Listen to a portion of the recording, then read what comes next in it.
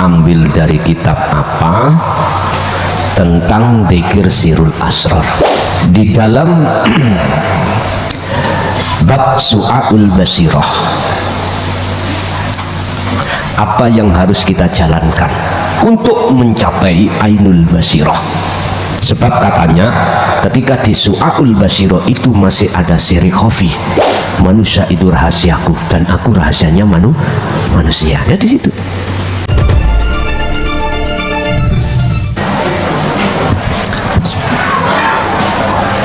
Assalamualaikum warahmatullahi wabarakatuh. Nama saya Arif dari Pulau Bawean. Bertanya Gus, agar hati saya ini tenang dan mantap dalam masalah zikir. Pertanyaan pertama, zikir sirul asrar ada 3 tahapan, yaitu soal basirah, ainul basirah, dan hakul basirah. Itu diambil dari kitab apa? Mohon penjelasan plus ibarahnya mungkin. 2. Tahap pertama su'aul basirah, alhamdulillah sedikit banyak saya sudah paham dan sudah mengamalkan walaupun sedikit. Belum berani melangkah tahap kedua, yaitu di ainul basirah. Ternyata pernah dengar kata Gus, su'aul basirah itu masih mengandung syirik karena masih ada 2. Berarti saya harus berusaha tidak syirik, yaitu masuk di ainul basirah. Lah, ainul basirah itu apa yang harus kita lakukan, atau hati ini harus merasakan bagaimana? 3. Menanggapi di tahap ketiga, yaitu hakul basirah. Hati ini bergejolak Gus. Terkadang berpikir, di su'aul basirah ini, saya ulang, terkadang berpikir enak-enak di su'aul basirah, hati ini merasa tidak ada daya upaya apapun, yakni menjadi maf'ul. Kemudian di hakul basirah itu mengaku diri ini adalah Allah, kan jadi fa'il, bahkan kuasa segala-galanya, padahal kita ini adalah dhaif. Kadang juga hati ini berpikir, la ilaha illa anna fa'budun. Ayat lain, la ilaha illa ana fa'budni. Itu kan firman Allah terhadap hambanya. La ilaha illa ana, tidak ada Tuhan kecuali saya. Fa'budni, maka sembahlah aku. Lantas bagaimana prosesnya lafaz itu jadi zikir dan jadi dalil di hakul basirah? Terkadang juga berpikir, nggak apa-apa kalau memang itu benar dan kehendaknya Allah memang seperti itu, yakni diri ini adalah Allah. Mohon penjelaskan untuk menepis hati yang perlu diluruskan ini. Tujuannya adalah litatma'inna qalbi. Terima kasih. Wassalamualaikum warahmatullahi wabarakatuh. Waalaikumsalam warahmatullahi wabarakatuh. Bawean niku sing nyebrang nih Bapak. Oh ngaten nggih. Gresik nyebrang ke utara niku nggih. Berkenaan dengan 3 pertanyaan. Pertama, diambil dari kitab apa? Tentang dzikir sirul asrar.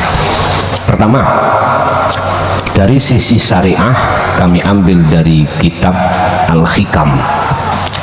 Di situ jenengan bisa membuka bab basirah, bab tentang masalah hati. Di situ ada 3 kalimat yang tidak bisa dipisahkan antara su'aul basirah wa ainul basirah wa hakul basirah. Dan di situ ketika kita belum masuk di sarah, hanya di matan niku adalah material, nek sarah penjabaran material. Kalau kita masuk di bahasa matan nggak berbunyi, bahasa al-zikru betul berbunyi. Kalau jenengan masuk di dalam syarah akan masuk ada bahasa al-zikru. Satu, dua, ini kami ambil dari mana? Yang namanya dzikir sirul asr, padahal seluruh sak dunia, mohon maaf aku ngomong sak dunia gak sak Indonesia, torikoh sak dunia kaget kok ono dzikir sirul, padahal selama ini kita bertorikoh hanya mengenal tentang dzikir jahar dan dzikir sirri. Mengapa dan dari mana? Ngoten sampai buka di dalam secara hakikat Al-Quranul Qadim, tepat di surat Al-Anbiya ayat 87. Di situ ada kalimat la ilaha illa anta. Sebelum la ilaha illa anta, pengenalan kita nama dulu la ilaha illallah, syariat. Lalu naik satu tingkat la ilaha illa huwa, thariqah, membahas tentang sifat. Lalu naik sedikit ning hakikat la ilaha illa anta, membahas tentang masalah dat yang di dalamnya termasuk kami sebut sebagai ar-ruh. Siapa sih ruh itu, siapa sih nafsu itu, siapa sih akal itu, dan lain sebagainya. Intinya bahas tentang masalah material di dalam ruh, termasuk nafsu dan akal. Di situ akan dengan jelas muncul Al-Quranul Qadimnya, furqonnya adalah zikirnya sirul asr. Cuman perbedaan antara di kitab Hikam dan di Al-Quranul Qadim, ketika di sirul asr kan dibagi tiga, su'aul basyirah dan yun sewu. Yang membedakan hanya di sini. Su'aul basyirah memakai ain, sehingga secara umum diartikan rasa. Ini kita tarik di sarah, nanti rasa itu sama dengan ihsan, sama dengan iman yang benar. Islam, iman, ihsan. Kalau berhenti di iman saja belum ihsan, kita olehnya menyembah pada Allah sampai kapanpun tidak akan pernah ketemu, Pak. Nggak akan pernah ketemu kalau iman kita belum ihsan loh ya. Ihsan itu iman jenengan kaligula yang sudah benar, berarti tidak ada syirik sama sekali, baik jali lebih-lebih khafi. Ini dikatakan ihsan itu di situ. Nah, di dalam kitab Al-Hikam itu memakai ain, tapi di dalam Al-Quranul Qadim yang bersumber dari Al-Quranul Karim di surat apa tadi? Al-Anbiya ayat 87 itu tidak memakai ngain, tapi memakai ro. Jadi tulisannya ini su'arul basirah. Saya cari nyun sewu perbandingan bahasa, nggak ketemu, Pak. Secara dohiriyah, secara tertulis bukan ketemu. Semuanya memakai ngain. Tapi mengapa ketika di ayat Al-Quranul Qadim tersirat itu kok ro? Nyun sewu, ini ada jabaran apa maksud huruf ro itu. Nanti kalau kita sudah selesai Al-Quranul Qadim, kita kaji mulai alif sampai ya, itu maksudnya apa? Itu nanti maksudnya apa? Sebelum kita masuk dalam surat pertama yaitu Al-Fatihah, terlebih dulu kita harus membahas huruf hijaiyah mulai alif sampai ya, satu persatu itu bermakna apa, artinya apa. Tak bocorno, semua itu ada di dalam diri Anda, membentuk satu urat, membentuk umpama jasmani dohir, membentuk itu. Bahkan kalau boleh saya katakan, riset saya ketika tahun 90 di pondok pesantren Tambak Beras Jombang menemukan di dalam hati seseorang itu ada tulisan kalimat tauhid la ilaha illallah. Tahun 90. Ada apa ini? Ada apa? Sinten sing mantan pondok pesantren Tambak Beras di situ jenengan tahu pinten? 82 ya wis dukur kupol niku lo riset tahun 90 kalau nggak salah di situ lah. Bapak Ibu, ini pertanyaan pertama kami ambil secara syariat dari kitab Hikam di bab Basiroh. Yang kedua saya ambil dari Al-Quranul Qadim yang muncul dari Al-Quranul Karim di surat Al-Anbiya ayat 87 yang mengkisahkan beliau Nabiullah Yunus ketika saat beliau berdakwah sampai dia itu dimakan ikan nun. Mengapa gelap? Makanya ayatnya kan berbunyi la ilaha illa anta subhanaka inni kuntu minal.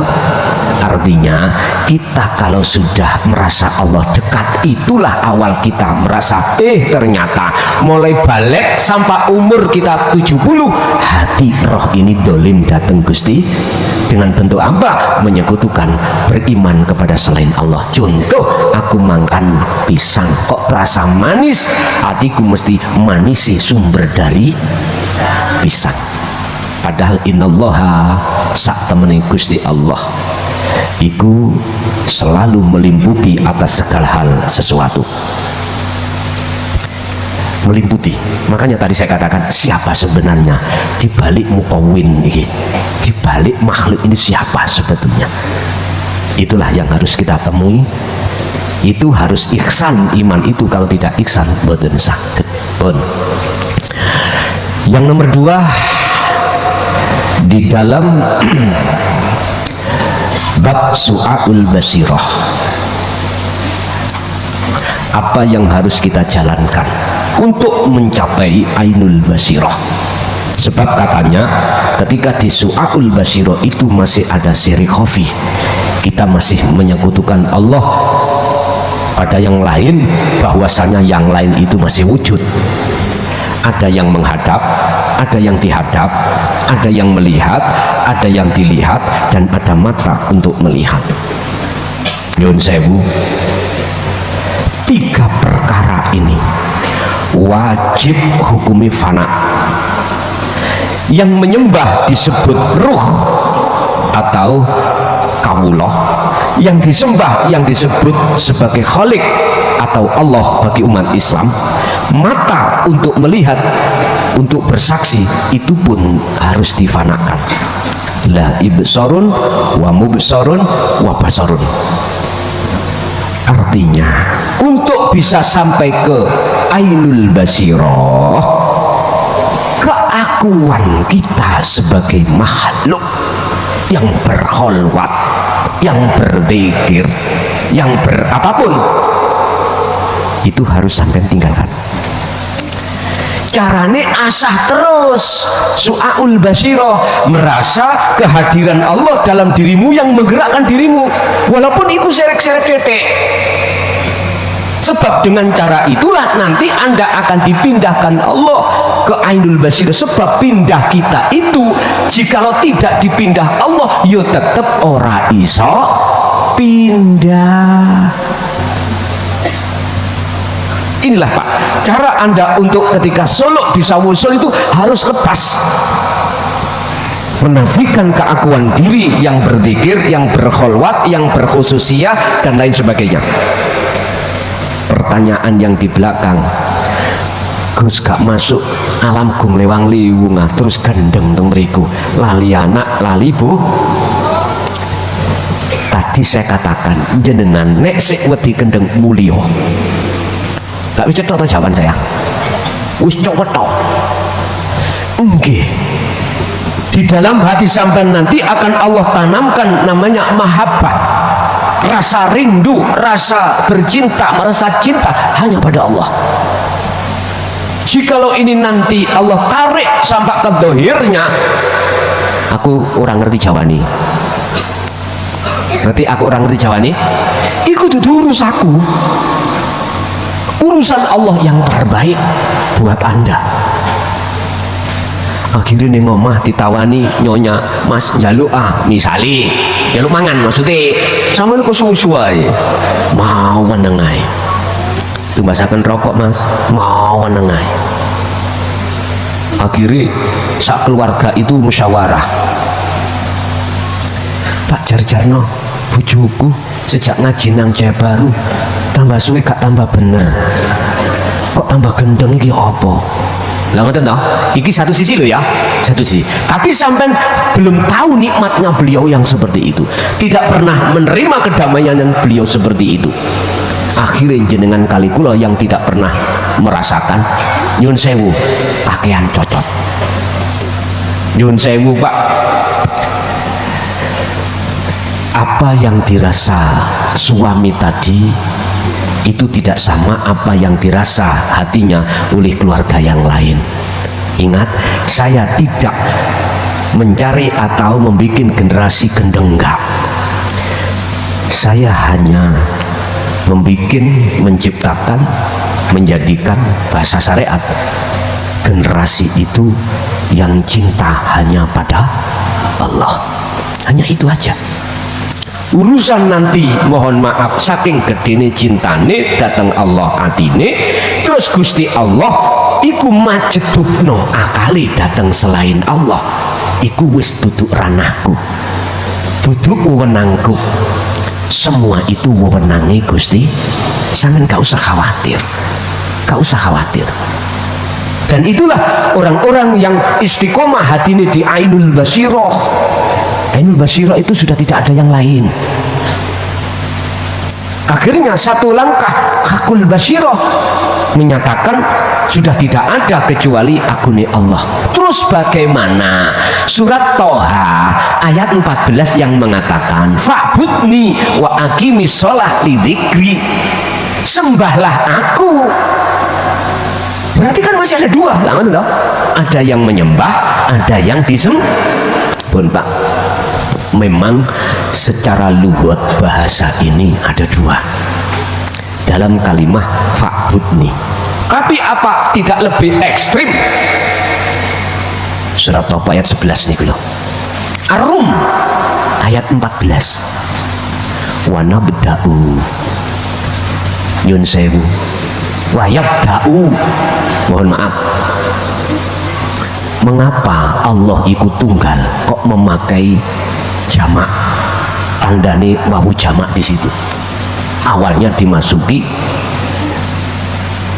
fi'il amar, ini dimasuki yang namanya kok fi'il amar, fi'il mudhari dimasuki ya, tapi di belakangnya kok jadi jamak, padahal Gusti Allah ikut tunggal.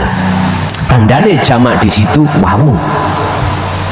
Ini pernah ditanyakan saudara saya yang ada di Jember ini, dan jenengan nanti akan memahami bab masalah suhudul wahdah fil kasroh, tunggal di dalam banyak. Dikatakan banyak si A si B, ya, dikatakan tunggal urip, Anda harus melihat urip. Nek melihat urip berarti tunggal, walaupun kelihatan seakan-akan banyak. Di situ nantinya. Kalau fa'budni nyun sewu, ini kalimatnya mek loro. Fa'budni mongko nyembah sira ni ingsun. Iki piye carane buka? Ngeten. Sampean buka dhisik kalimat sebelumnya. Kalimat penegasan atau hakul basirah. Berupa apa? Innani sak temene ingsun. Ini kalimat penegasan. Ingsun sapa? Allah maksudnya. Tapi jangan menganggap Allah dari nama. Jangan kau pandang Allah dari sisi sifat. Jangan kau pandang Allah dari sisi zat. Jangan. Nek sampai memandang niki, mboten ketemu dengan fa'budni niki. Jangan memandang banyak ambean. Oh, uripe si A, nyun sewu si A, si B, si C, makhluk manusia, makhluk malaikat, makhluk jin, iblis. Tugasi dewi-dewi. Malaikat nggawa kebenaran, ya. Iblis nggawa penyesatan. Lah manusia untuk memilih. Tugasnya dewi-dewi. Jangan melihat dari sisi makhluknya. Nanti jenengan akan mengatakan banyak, boten ketemu.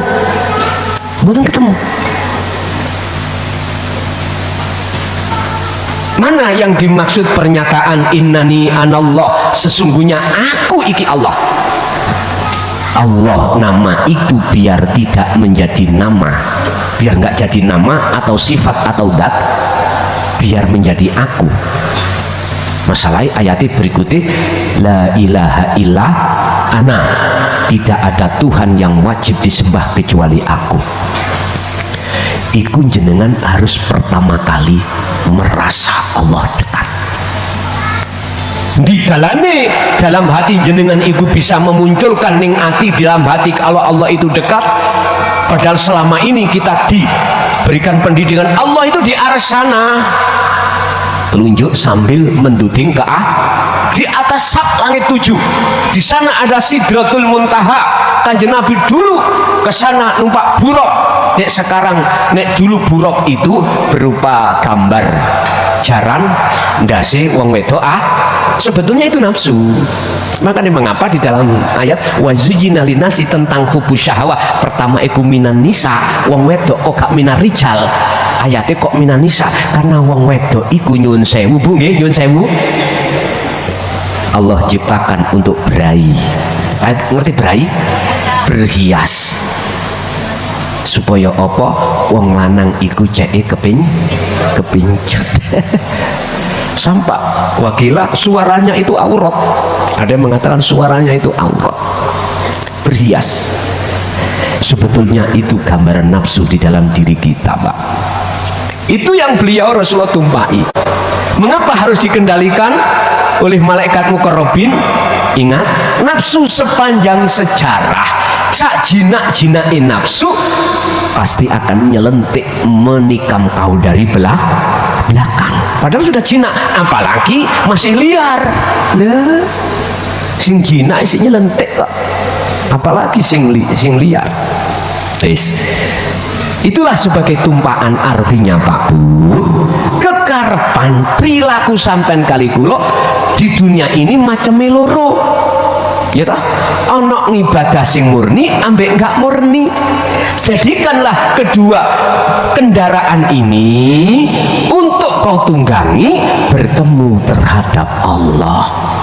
Tapi faktanya paling mentok jenengan iku pingine ketemu surga. Mentok pun padahal surga iku ya makhluk. Lah kok ya ora gelem ketemu sing gawe surga iku piye? Ini kita dikerdilkan memang.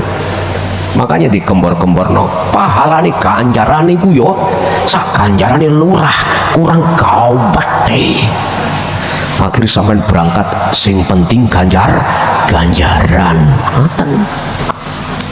Memang pendidikan kita di situ, Pak. Setelah kau betul-betul mengatakan bahwasanya aku iki Allah, fa'budni, iki masih ingsune Allah yang dawuh. Oleh sebab itu fa'budni, sembahlah ingsun, mboten Allah liya. Sudah tidak memakai Allah. Fa'budni, mongko nyembah sira ni ingsun. Ana artinya apa Pak? Selama kita masih dalam diri itu masih sakliyane anak Allah, misalnya tak jabarno munculi sakliyane kuwi, selama itu masih syirik. Selama itu kita masih dikatakan orang yang menyekutukan Allah, sekalipun itu syirik khafi. Di situ ku jelaskan di dalam kitab itu tentang syirik khafi, ada di situ. Lah, biar di situ lepas syirik khafi itu bagaimana? Ya dikir jenengan itu harus sampai ke hakul basirah. Kalau sudah ke hakul basirah, ya dah menyatakan keakuannya Allah, sing nyatakno iku Allah, bukan kita. Kita kan sudah fana. Ingat Pak, tak proses. Makhluk asalnya kan nggak ada. Adanya sebab diadakan oleh yang ada. Wes katakan enteng-entengan Allah. Oke. Akhirnya ada dua ada. Adanya Allah akhirnya disebut yang maha ada, adanya kita karena diadakan oleh yang maha ada. Berarti kalimat ada itu masih dua. Padahal kalau jenengan, kalau boleh saya katakan, adanya kita itu epok-epok, adanya kita makhluk itu sejati ini epok, pura-pura. tapi kok dhisik wong faktane ono ngene lho rokok ya ono lah nek gak ono lah apa cocot menyedot. Nah cocot iku ya padha ambek cangkemmu Pak, suaramu lah padha mawon. Lah apa sampeyan bedakno antarane basa kuwi niki nek ketemu wong Jogja iku wong tukaran niku.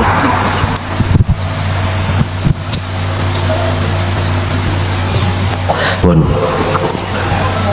itu karena kita memandang makhluk masih ada, nama makhluk masih ada. Justru nama makhluk inilah yang membuntel, membungkus, menutupi ruhani jenengan. Kewujudan kita sebagai makhluk itulah tutup sing paling tebal, tutup yang paling halus, godaan nafsu yang paling halus. Oke Pak, nafsu niku kan tulisannya ngeten toh, tulisannya nafsu nun fa sin lah ngeten nggih. Bahasa Indonesianya diri. Tinggal diri lari kemana? Diri makhluk apa diri khalik? Ingsun makhluk apa ingsun khalik Allah? Oleh karena ruh iki mau kebuntel wujud makhluk, mongko mesti kembalinya itu kalimat nun vaksin, nafsu itu diri makhluk, yaitu nafsu sing buntel ruhaniyah, akhirnya ruhaniyah tidak bisa berangkat dan bertemu Allah. Yun sewu jenengan wau wonten bawean duweni niat untuk ke Mojokerto ngaji, umpomo jenengan wau wong kampung kepala desa sampai wong sak kampung jenengan dibelo dirantai ning cagak utawa ning nggone masjid, cagake masjid dikunci saged dugi beri kita. Betul, logika mengatakan tidak selama rantai ini masih mengikat pada diri kita, gitu. Sama kalau kita ruhaniah dirantai ambek nafsu berbentuk kewujudan makhluk, nyun sewu, sampai kapanpun kita tidak akan bisa sampai pada iman yang ihsan atau ma'rifatullah. Mboten saged. Guys, niki rumus. Jadi ketika sampai iki memahami fa'budni iku biar tidak ada dua pun, keakuan sampai sebagai makhluk tiadakan.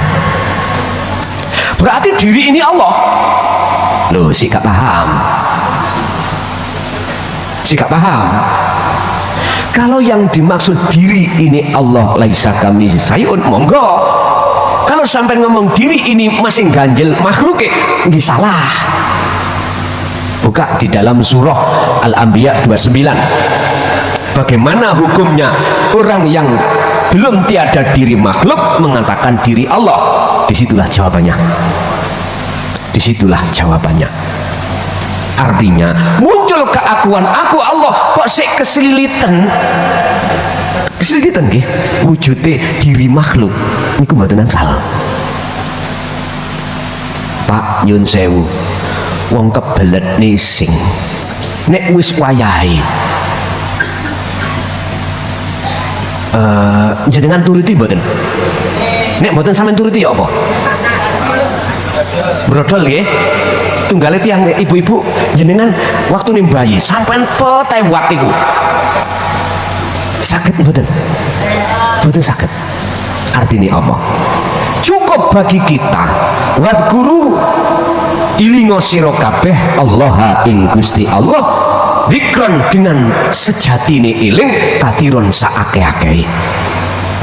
Cukup bagi kita memfungsikan dan mengasah dzikir su'aul basirah, urusan ke ainul basirah, bahkan ke hakul basirah iku urusane Gusti. Wis dong mboten, daripada saya bingung-bingung engkau nanti jenengan akan paham. Oh iya, Pak Budni iki gak luru tunggal di dalam dua. Jangankan tunggal di dalam dua, tunggal di dalam kebanyak niku nggih saged kok. Makanya ada kalimat yang mengatakan manusia itu rahasiaku dan aku rahasianya manusia. Ya di situ. Lewat nopo saya bisa mengakadkan di dalam kalimat fa'budni wa aqimis sholah li dzikri.